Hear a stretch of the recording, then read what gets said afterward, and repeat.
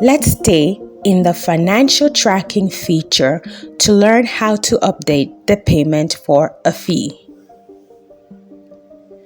We will quickly navigate through the financial tracking feature and go to Payment.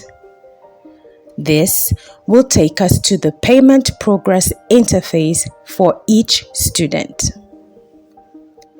Here, we need to select the student making the payment, meaning the student for whom the payment needs to be updated. Then, we click on the three dots to see additional actions.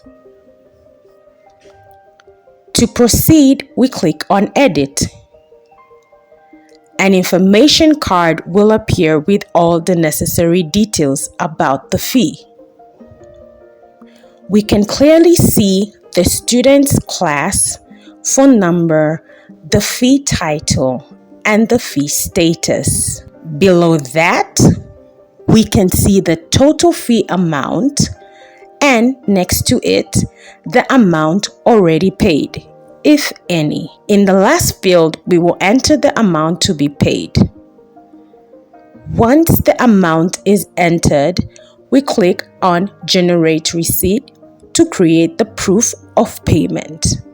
After that, we can either print the receipt or send it as a notification to the person who made the payment.